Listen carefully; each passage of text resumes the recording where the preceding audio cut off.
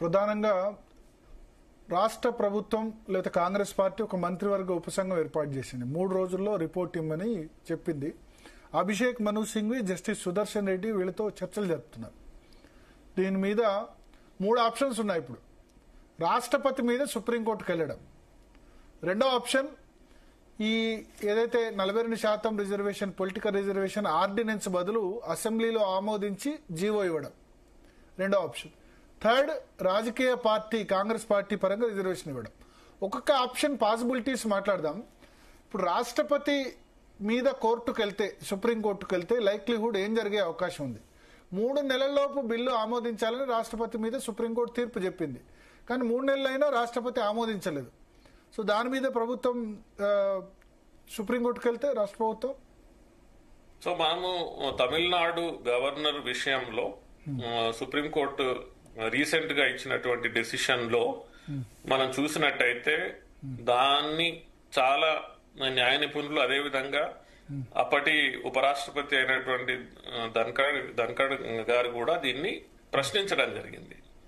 గౌరవ సుప్రీంకోర్టుకి రాష్ట్రపతిని ఇంత సమయంలో, ఇన్ని నెలలలో, ఇంత టైంలో మీరు నిర్ణయం తీసుకోవాలి అనేటువంటిది అది గవర్నర్స్ గా, అదేవిధంగా రాష్ట్రపతికి సూచన చేయవచ్చా లేదా అనేటువంటిది ఒక పెద్ద కాన్స్టిట్యూషనల్ ఇష్యూగా తయారైంది. అయితే దాని తర్వాత గౌరవ రాష్ట్రపతి గారు కూడా ప్రెసిడెన్షియల్ రెఫరెన్స్, మనకి కాన్స్టిట్యూషనల్ లో ఒక మంచి ప్రొవిజన్ ఉంది, దాన్ని కాన్స్టిట్యూషనల్ రెఫరెన్స్ అన్నాడు, ప్రెసిడెన్షియల్ రెఫరెన్స్ అంటారు. ఆ ప్రెసిడెన్షియల్ రెఫరెన్స్ లో గౌరవ ప్రెసిడెంట్ గారు ఈ నిర్ణయాన్ని ఉద్దేశించి వారు కాన్స్టిట్యూషనల్ బెంచ్ కి రెఫర్ చేయడం జరిగింది.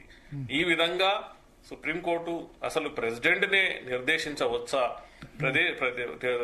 ప్రెసిడెంట్ గారికే అసలు సూచనలు చేయవచ్చా అనే దాని మీద ఇది ఆల్రెడీ గౌరవ సుప్రీంకోర్టులో విచారణలో ఉన్నది.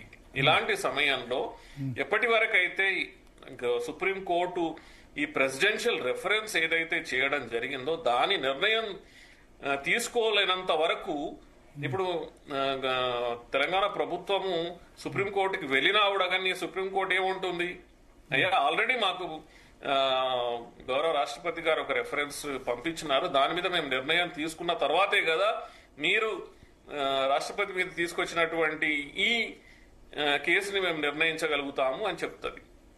సో ఫస్ట్ మీరు అడిగిన ప్రశ్నకి తాత్కాలికంగా తెలంగాణ ప్రభుత్వానికి ఎలాంటి ఉపశమనం కలిగేటటువంటిది కనిపించడం లేదు.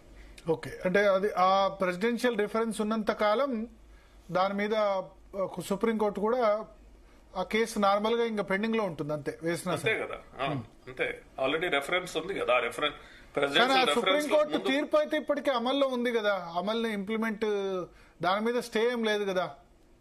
స్టే లేకపోయినా కూడా కానీ దాన్ని ఉద్దేశించే గౌరవ ప్రెసిడెంట్ గారు దాని ప్రెసిడెన్షియల్ రెఫరెన్స్ వారికి ఉన్నటువంటి కాన్స్టిట్యూషనల్ పవర్స్ ని ఉపయోగించే సుప్రీంకోర్టుకి సూచన రెఫరెన్స్ పంపించడం జరిగింది. సో మనం ఇన్ జనరల్ గా మనం చూసుకున్నట్టయితే గౌరవ ప్రెసిడెంట్ గారే సుప్రీంకోర్టుకి రెఫరెన్స్ పంపించినప్పుడు మర్యాద పూర్వకంగా ఎలా ఉంటుంది అని అంటే 2 కాన్స్టిట్యూషనల్ పవర్స్ ఇక్కడ, ఒకటి రాష్ట్రపతి, ఇంకొకటి సుప్రీంకోర్టు, 2 కాన్స్టిట్యూషనల్ పవర్స్ మధ్యలో జరుగుతున్నటువంటి ఈ పవర్ స్ట్రగుల్ ఏదైతే ఉన్నదో దాంట్లో ఖచ్చితంగా వాళ్ళు మర్యాదలు పాటిస్తారు. ఎందుకంటే ప్రెసిడెన్షియల్ రెఫరెన్స్ ఉన్నది కాబట్టి.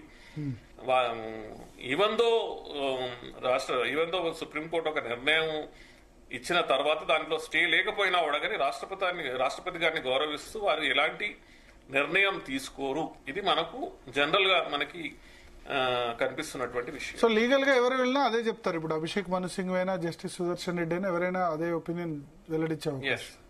Correct sir. రెండో ఆప్షన్ సార్, అసెంబ్లీలో ఇప్పుడు ఆర్డినెన్స్ కాకుండా అసెంబ్లీలో బిల్ పాస్ చేసి జీవో ఇస్తే మన అంటే నేను ఈ పాయింట్ మీద మొదటిది తెలంగాణ ప్రభుత్వం అలాంటి నిర్ణయం తీసుకోకుండా ఉంటే మంచిది. ఎందుకనంటే ఆల్రెడీ మీరు 2 బిల్లులు పాస్ చేసి ముందు గౌరవ ప్రెసిడెంట్ గారికి పంపించినారు, అది పెండింగ్ లో ఉన్నాయి. ఆ తర్వాత మొన్న మధ్యలో ఆర్డినెన్స్ పట్టుకొచ్చినారు, అది గవర్నర్ గారికి పంపిస్తే గవర్నర్ గారు మళ్ళీ దాన్ని హోమ్ మినిస్ట్రీకి పంపించినట్టు ప్రెసిడెంట్ ద్వారా హోమ్ మినిస్ట్రీకి పోయినట్టు తెలుస్తున్నది.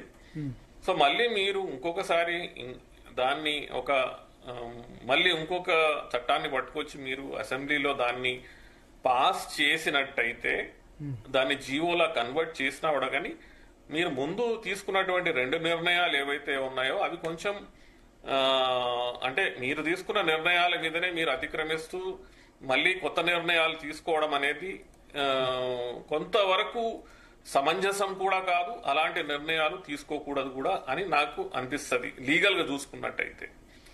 సో ఇన్ ఎనీ కేస్ సరే, కొంతవరకు సేపటి వరకు మనం అనుకుందాము తెలంగాణ ప్రభుత్వం ఇలాంటి మళ్ళీ చట్టాన్ని పట్టుకొచ్చి లేకపోతే వారు ఏదైతే ఆర్డినెన్స్ ని పాస్ చేసినారో దాన్ని, ఎందుకంటే ఇప్పటి వరకు ఆర్డినెన్స్ కి గవర్నర్ గారి ఆమోదం పొందలేనంత వరకు అది డ్రాఫ్ట్ ఆర్డినెన్స్ మాత్రమే. అది ఆర్డినెన్స్ లాకి కన్వర్ట్ కాలేదు. ఎందుకంటే అది గజెట్ నోటిఫికేషన్ ఇప్పటి వరకు అది ఆర్డినెన్స్ అయినట్టు జరగలేదు. కాబట్టి మళ్ళీ మీరు అసెంబ్లీలో పాస్ చేసి ఒక గవర్నమెంట్ ఆర్డర్ ఇష్యూ చేసినట్టయితే ఖచ్చితంగా ఎవరో ఒకరు దాన్ని మళ్ళీ వెళ్ళి హైకోర్టులో గాని సుప్రీంలో గాని కోర్టులో గాని దాన్ని ఛాలెంజ్ చేసినట్టయితే అది నిలవదు. ఓకే, ఇప్పుడు అసెంబ్లీలో పాస్ చేసిన తర్వాత మళ్ళీ గవర్నర్ ఆమోదం అవసరం కదా బిల్కు?